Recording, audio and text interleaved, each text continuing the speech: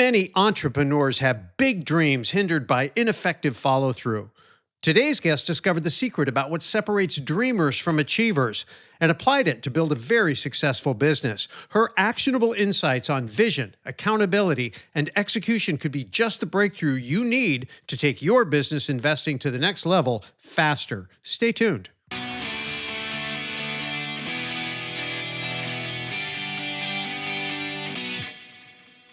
Welcome to the Main Street Capitalist Show. I'm your host, Russell Gray. We're here on location at Turning Point USA's America Fest 2025. And my good friend Sharon Lechter, co-author of Rich Dad, Poor Dad, and many other things, has introduced me to a wonderful entrepreneur, Main Street capitalist, Lisa Copeland. Lisa, welcome to the show. Thank you for having me. What a treat to be able to meet you. I am super excited, as I often get when I have a chance to meet amazing people. And I'm always so interested in people's stories. So what I'd like to do is create an interview where people can pick up some principles of success, things they can apply to their own life. I call them gold nuggets. AU is a periodic symbol for gold, right? Okay. AU, actionable understanding. So our goal in this episode is to deliver actionable understanding. So let's just start with where you are in life right now. Like, what are you doing in your business? How are things going? And then we'll kind of go ahead and figure out how you got here, and then we'll talk about what you see in the future and how it relates to the folks we're I love that. Visiting with. I love that. So where I am today, I lead a team of about 900 real estate agents across the U.S. and Canada with eXp Realty. I'm partnered with Elena Cardone, Sharon Lechter, some very, very prominent names in real estate. And I love what I do, and I'm very proud of my team. In 2025, we crossed the $1 billion finish line again, and it's been a tough year. $1 billion is a big number, unless you're the government spending money. Which is that then it becomes a daily number. But that's a real number. Okay, so that's good. Congratulations. Thank you. Now let's go into the little bit of the backstory, right? Sure. I peeled, before we hit the go button here, we kind of peeled back the onion and we said, okay, you were in a car dealership before you were in the mortgage business. Yeah, so let's just talk about, you kind of sprout out into the adult world, and like a lot of young people out there in the audience, like trying to figure out, sure, I can go get a job, or I can go down this entrepreneurial path, or what I call a Main Street capitalist. When did you decide that you were going to be an entrepreneur? So I'll take you back where I started. Short, fun story. I was a car salesman. I was a fashion major in college. I had wrecked my car and had not paid my car insurance. My parents sent me the money. I didn't pay it. So I wrecked the car. I go to the bank. The banker's like, you don't have any insurance. So we're calling your loan, and no, we're not going to give you another car loan. So I went to my dad. My dad said, kid, the words that I live by to this day, kid, you need to figure it out. So that was in Dallas, Texas in 1985. The first lesson in personal responsibility. Kid, figure it out. And my dad was a great patriot. Reagan was governor when I grew up in California. Okay. So that's how I was raised. And I said, okay. And so the guy I was dating at the time, who I've now been married to for 37 years, said, you ought to sell cars, because when you sell cars, you get a free car to drive. And I was like, okay. So here I was 20 years old. I go to the car dealership, #1 Chevy store in the country. And I said, I'm going to apply for a job to sell cars. And the guy goes, what have you ever sold before? I said, skirts. That's what I do right now. I sell skirts at Contempo Casuals, but I know I can sell cars. And he takes me out in the showroom, and he walks me around the car, and he goes, tell me all about this car. I'm like, well, it's tan, and it's got, vinyl seats and little tires. And I knew nothing. But he took a chance on me. And I did really well. And I learned at that point, and I would tell your audiences, I learned at that point, you don't have to be in the business of the commodity. You've got to be in the people business. Yes. So the more authentic and transparent you are with people, the more that they root for you and they do business with you. When I tell you, it was a Chevy store. When I tell you, I knew nothing about cars, nothing. And I would tell people that. I'm like, I know nothing, but do you like it? Is it cute? And they'd be like, you know what? We're going to buy a car from you. I think they were afraid I was going to starve or something. So I've always been in the people business. I love people, and if you love people and you do right by people, you will grow. So that was cars. I did that, and then I got into the finance side of it. I did that. Where my entrepreneur bug came in was in 1999. I was in the car business. I promoted to the finance department at that point. That was my first run in the car business. And my son had almost died when he was 2 years old on Thanksgiving night. And I felt like that was God telling me, I can't work all these hours anymore. I can't work nights. Like you either take care of him or he won't be here. It was very, very strong calling on me. So I went in that Friday, day after Thanksgiving. I quit my job, and I was like, okay, I've got to figure it out. So I thought, what job could I do that I could have more access, but would be good with my skill set? Loving people, understanding finance. At that point, I had a pretty good understanding of finance. Entrepreneurial, where like there wasn't a ceiling put on me. I didn't have to punch a clock, so I got in the mortgage business. After a year and a half in the mortgage business, I was like, okay, why are they making all this money? I could do this. I could be a mortgage broker. And my dad at the time said, kid, figure it out. And I did. So Yeah. I called one of the investors that the company I was working for sold loans to, and they said, we'll back you into a net branch. And that's how I got started. So I was 30 years old when I started my first company. And that company is still in business today, 30 years later. So you can do the math. My husband runs it today. So I did that for about 10 years, got bored, turned it over to my husband, kind of hit all my financial goals, did everything I wanted to do. And a friend of mine from the automotive industry said, I have the chance to relaunch Fiat to America. What do you think? We need to come up with a proposal. We need to do some things that make us the anti-car dealer, all that. And I said, okay, I'll try it. I'll figure it out. So I did. He gave me a $100,000 budget, and I had 6 months to come up with the proposal. And I came up with the proposal for us to get the Fiat franchise in Austin, Texas. Well, the brand liked it so much, the Fiat brand, which at that point was owned by Chrysler Corporation. They said, we want to license everything that you did, and that's how we're going to launch Fiat back to America. So I went to the guy that hired me, and I said, well, this is my brand. I need to be the car dealer on this. And so I bought in, and I became the managing partner, dealer principal of the #1 Fiat Alfa Romeo dealer in the world, and we stayed in the world for 5 years, Fiat and Alfa Romeo of Austin. It's interesting. I want to peel back down into some core things that I heard you say, Okay. and a principle that I believe in. I want to see what you think of it. Okay. I have this premise that sales, the ability to sell, is the fundamental skill in business, number one, and it is an essential survival skill. So when your dad says to you, Lisa, figure it out. Yeah.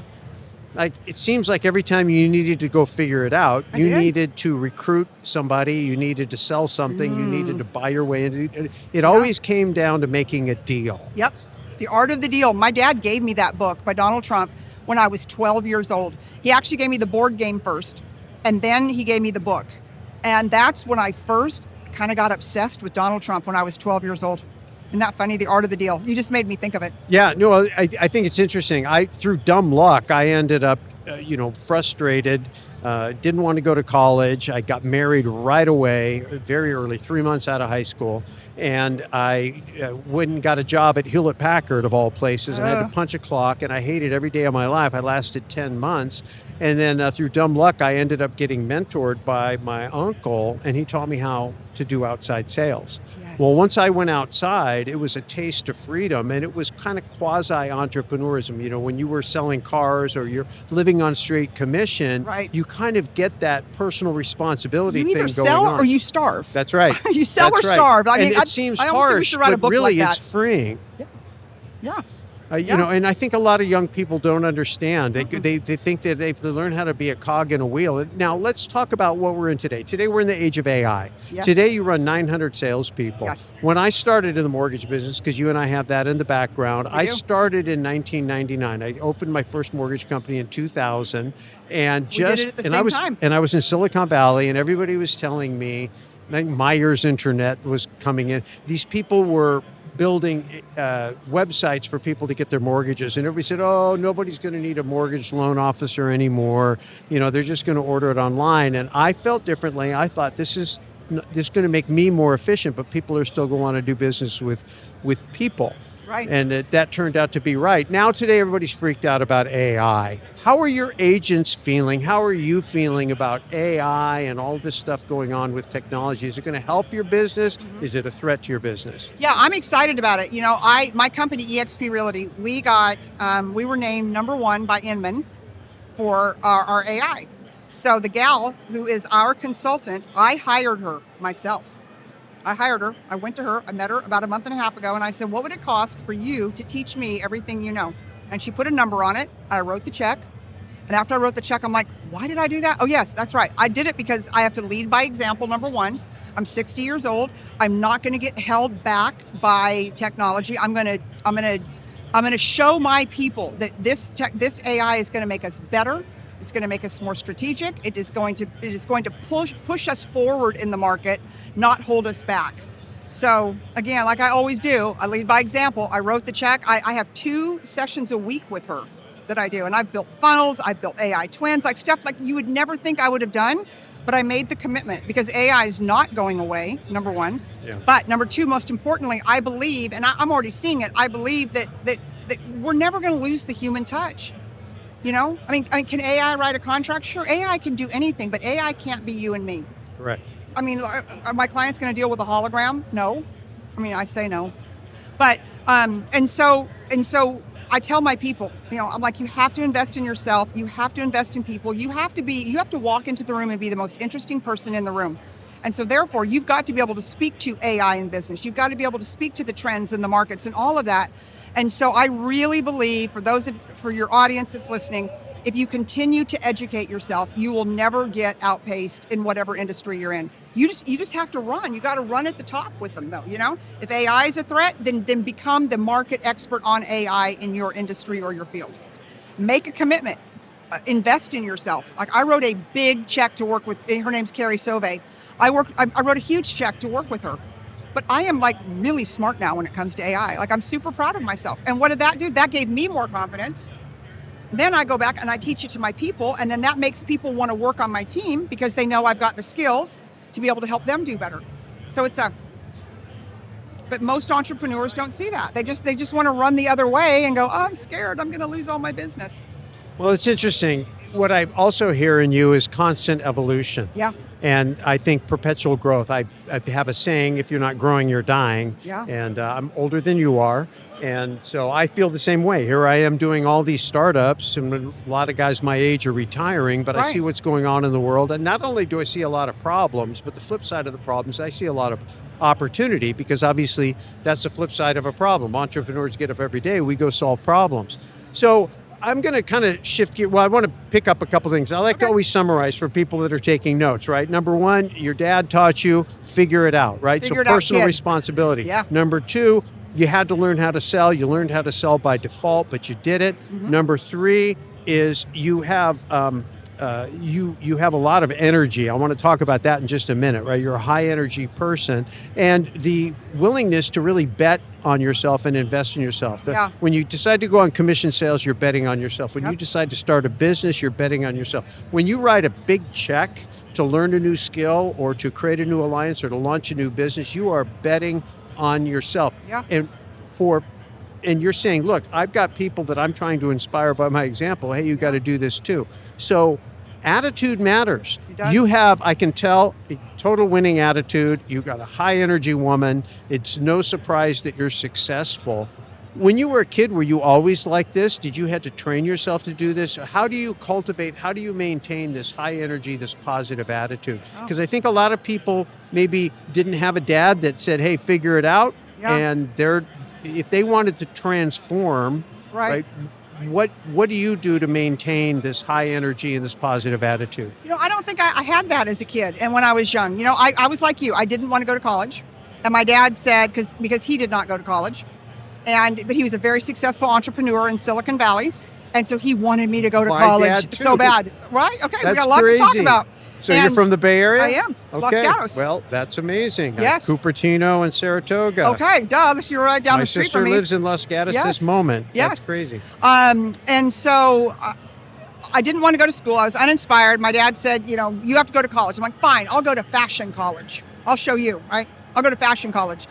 So I did not do well in school, and not because I wasn't smart. And I know that now because I have gone through Harvard's business school. Like I've done so much as an adult that I could barely get through fashion college, right? And like history of polka dots was probably my toughest course. And I was out partying and doing all the stuff, right? And so I didn't have any of that back then. What I believe, and every parent, if I could tell this story, is my parents had, you know, they were pretty wealthy because my dad had done well in Silicon Valley. But he never ever I had a nice house, I had horses, I had it all. But I also had a work ethic. I had an allowance. I had to do my chores. And he could have bailed me out on that car. My life would be different today if my dad would have come and said, okay, it's all right, sweetheart. I'm going to buy you another car. You go back to fashion college. I wouldn't be who I am today. He forced me to figure it out. And because I figured it out, I am who I am today. So I want to ask you this, because at that point, Yeah. were you upset with your dad? Yes. Oh my God. Are you kidding? You I had didn't. a choice to make. Okay, you so- had a choice, and I Yes. think it's a very important choice. It was a very important choice. So my mom and dad still lived in California at the time. I was out in Dallas selling cars because I was in college in Dallas. And that's where I got my job selling cars. And it was like in October that it happened. I was so mad at my dad over not writing the check and me having to sell cars that I didn't go home for Christmas because I was going to show him. And my mom was just devastated. How come you're doing this to your dad? I'm like, because I'm mad at him. He's making me sell cars. Well, then I started making money. So I was making $5.20 an hour selling skirts at Contempo Casuals at the Galleria Mall in Dallas, Texas. About my fourth month selling cars, I made $4,000. I was rich, just ask me. Rich. So it changed my life. So Yeah. when I made 4, I needed to make 5 because then I had even nicer skirts. So, and later in life, my dad and I laughed about it, and at one point he was ashamed of the fact I was selling cars because, he didn't want to tell his buddies at the, God, what was that health club that I know you probably, Decathlon Club. Yeah. My dad was one of the founders of the Decathlon Club out in Silicon Valley, and he didn't want to tell his friends that his daughter was a car salesman. So about my 6th month in the business, he goes, "How's it working out, kid?" I go, "It's great. I'm making so much money." My dad said, "Do you want to go back to school? Do you want to finish school? Like, do you want to do something different?" Because like he knew I proved myself, right? And he at that point, I'm like, "No, I love money. I love this money. Like all I have to do is talk to people and I make money. Are you kidding me? No, I'm never going back." And I never did. Wow. So an entrepreneur was born out of necessity. So let's shift Or a gears. capitalist. Yeah, let's shift gears a little bit. I think we got a lot of life lessons. I think if people took Okay, good. notes and said, hey, there's some things, so some patterns, some principles in your life, they can begin to develop those. If you're a young person out there, you're like, okay, she's telling you personal responsibility, learn how to sell, 100%. invest in yourself, bet on Do not lie to yourself. yourself. I talk to my team about that all the time. I'm like, you start with the hard things first, which for me is working out every morning. And if I don't do what I say I'm going to do, which is getting out of bed and going to work out, then I've lied to myself. Yes. And it sets the tone for the rest of my day. I will not succeed. So that would be another one. If people are taking notes, don't lie to yourself. Don't tell yourself you're going to do something and not do it, because then you have failed. Yeah. And you haven't failed anybody but yourself. Just you. Well, and you're your most it's important product. practicing keeping your promises. And when you make a commitment, I'm going to write this big check and get an ROI, Yeah. you believe yourself Yeah. because you have a habit of keeping your promises Well, to because yourself. I trust the fact and Yes. the little things that I'm going to get up in the morning and go to my Pilates class, no matter what. Faithful in little things, you'll be Starting little steward things, over much. Million. Yeah. Okay, so now let's talk about just the business climate we're in, the economy we're in. We've been through a lot, Yes. right? You've seen a lot. Our lifespans and our business background, even our geographies. I had no idea that we Isn't had that so much crazy? in common. I bet Yeah. we get off mic, we're going to compare notes. I bet we know a lot of the same Yeah, people. that's crazy. But with that said, right now we are at a place where there are some people feeling very left out, like the economy is not working for them. There are other groups of people that are feeling like America's best days are behind it. Then there's other people, and I think I'm in this camp, that feel like there's some really good times coming. I'm super bullish on Main Street now, maybe more excited than I've ever been. Yeah. Where are you at personally? I think I already know, but I want to hear it. And then the second thing is, where is your team at? What are they actually experiencing in the marketplace? Are you having to pump them up, or are Yes. they coming in super excited? No, I have to keep them pumped up. So I'll answer your first question. I believe that our best days are yet to come. I believe that, President Bush came into a mess, and I'm in Texas. He's done some major things for us in Texas. He's closed our borders. That's been huge. You mean Trump? Trump, what did I say? Bush. Bush, oh my gosh. Trump. Yes, so President Trump, so he's closed our borders. He's shut down, the crime and things like that. The only thing that I know he's working on really hard is with Jerome Powell, which that's very politicized. You know that. I'm trying to get these interest rates down. I believe 2026 is going to be a better year than 2025. I think we had to get through the muck There was a lot of muck in 2025. And, just being transparent, my team did not have as good of a year in 2025 as we did in 2024. But that isn't a reason to quit. That is when you dig in, you go harder, and you find more. Because the bright spot to that was about 30%, you probably know this, 30% of licensed realtors dropped out of the game in 2025. Right, less competition so I'm like, now. yes, there's 30% less people. I have to thin out the crowd too. And so, I rode my team on that. And then I just kept telling them, guys, just get better and improve yourself, self-improvement, self-education. Hillsdale College, I'm an investor in that, like a monthly investor in Hillsdale College. And I love Hillsdale College. And I'm like, I told all my agents, I'm like, go to Hillsdale College, learn something to talk about, be able to create content around things other than just real estate, understand the economy, understand the government, understand whatever, because my agents are in 50 states, so they're everywhere. I am like a professional sales manager, cheerleader, psychiatrist. Yeah. So you're in many states, right? Mm-hmm. Okay. Mm-hmm. So, I'm here in Arizona. I've got about 60 agents here. Okay, that's fantastic. So what are you seeing in terms of trends? If we got real estate investors out there, and I know that you're retail, right? Not resident or residential. Do you do investment property? Oh, absolutely. Okay. Yeah, it's a big part of our business. So what's the market like? I know that price appreciation has slowed in some places. I kind of watch what's going on in Arizona. Investors are pulling back a little bit, right? For a couple of reasons. Number one, we have a surplus of inventory. So multifamily, rents are down there. So we have a surplus. And I keep wondering, where are all these people? Where do they all go? But so rents are on a downward. And because rents are so rents are going down, rates are going up. Yeah. It's not great cash flow for an investor. So the investors have pulled back a little bit. And then in Texas, a lot of the builders have pulled back on allowing, they're really now getting tight on how many investors that they'll let come into new subdivisions. And that's good, because I think that protects the integrity of the neighborhood. I don't really like, when I'm selling, I don't love it, but it's the right thing to do. So investors, it isn't the greatest time. Are there particular economies or areas of the country that you see doing better than others? Yeah, so of all of my, believe it or not, California does very well, my California team, and it's because they have low inventory. They've got low inventory in California. Texas, we have the highest days on market that we've had in 15 years. But the economy's, it's very robust. People are still coming to Texas. And my Florida team, I have a big team with Elena Cardone in Miami, and they always were my top team, and they're not. Miami's hurting. And I don't know why, but Miami's definitely down. It's going down a little bit. So what's the biggest opportunity you see in 2026 for you personally and for your business? For me personally, I plan to recruit 1,000 agents. So I want to take it to 2,000 by the end of 2026. And we actually, Elena and I hired a company, and part of it's AI-based, building funnels. So we're working really hard. So it took us about 5.5 years to get to the 900 number. We got to about 1,300 at one point, and then we lost some because of the compression in the market. So to recruit, I've got a new book coming out, The Roar of Faith.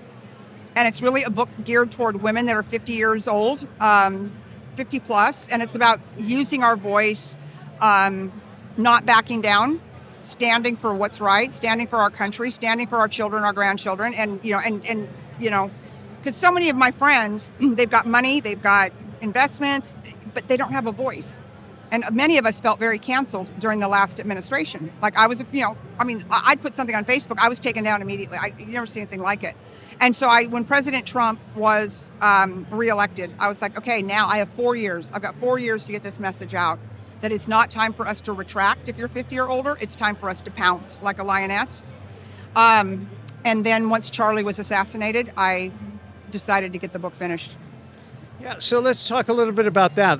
Many people in business say, hey, you shouldn't talk about politics, you shouldn't talk about religion. Yeah, I do it all the time. I was going to say, but it hasn't hindered your success, obviously. Now, I have been fired by a few people, and I just feel like that's God's protection. Like literally, I had a $4 million listing, beautiful home, and I knew these people, we were not of the same belief. So she starts investigating me, and she called me, and she said, I don't want to do business with you. She's like, I'm really sorry because I really liked you. I know you're the best one for the job. But she's like, I just can't work with anyone that voted for Donald Trump. I said, not a problem. It's her loss, not mine. Yeah. Yeah, you know. Got to Now- have that attitude. Yeah. I mean, I was sad about it. I hate to lose money ever. And I never bring it into working with my clients, but I tend to attract the conservative entrepreneurs. I mean, if you know me for 5 minutes, you're going to know what I stand for.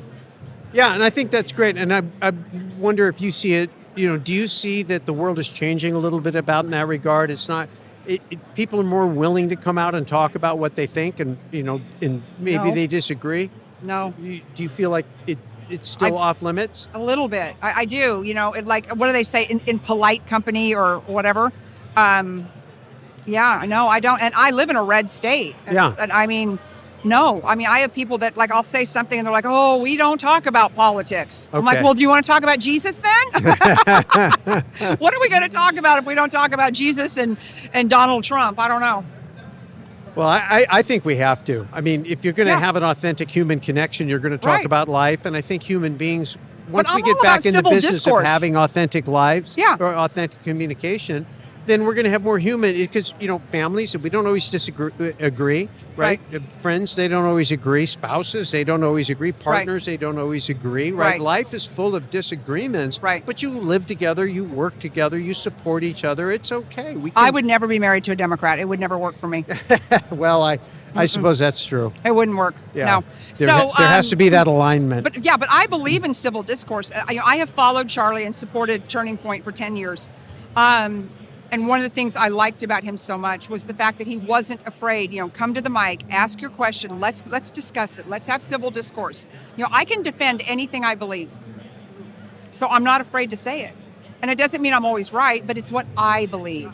And if I believe it, I can sell it. Yeah. Right? Yeah. It gets back to that sales mentality, but it's the truth. Biggest challenge? Having to, I cannot motivate the unmotivated. I'm a speaker also. I do a lot of speaking around the country, have for many years. And I usually open up with, so who I get hired by typically is the VP of sales for Fortune 1s and Fortune 5s. And they always say, get in there and kick their butts. I wrote a book about 5 years ago, and Sharon wrote the foreword, called Crushing Mediocrity. And that was after my team broke the world sales record. And so I get hired for that. And so the big challenge is, so when I go in and I speak, I say, okay, everyone here, like, I know you think I'm all like motivational speaker. I'm not. I cannot motivate the unmotivated. I'm here to actually get you unstuck. And so then I see them all go, versus yay, because I'm not that yay person. Yeah. Like, I'm really like. We talk about that in our masterminds, what are you working on? Where are you at? What's next? Where are you stuck? And the whole mission in life is to go from problem to problem, like hurdles, and close the gap faster and clear the hurdle faster. Who's in your power network? How do you solve your problems? What about mentorship, right?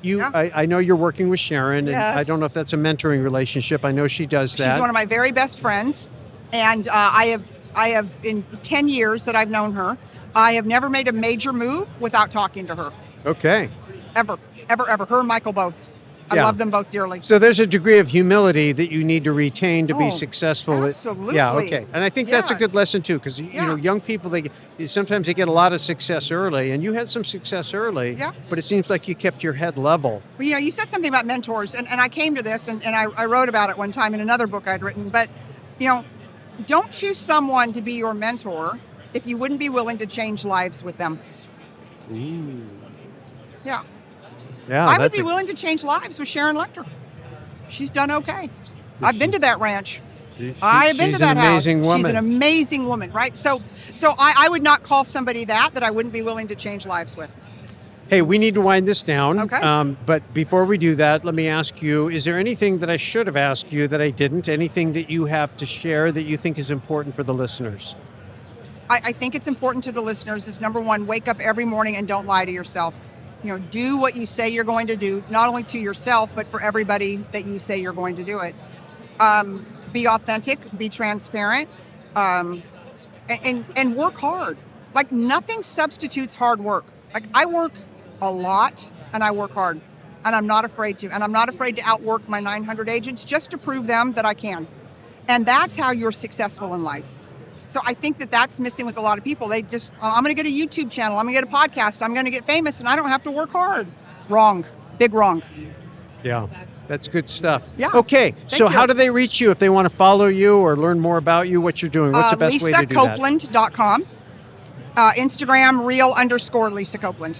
Those Okay. are the 2 ways to get me. All right, well, really appreciate you Thank being on the you. show. Very excited to meet you. Can't wait to continue the conversation and find out all the folks we have in common. Yes, awesome. Thank you for having me. Thank you. All right, thanks for watching. We'll see you next time.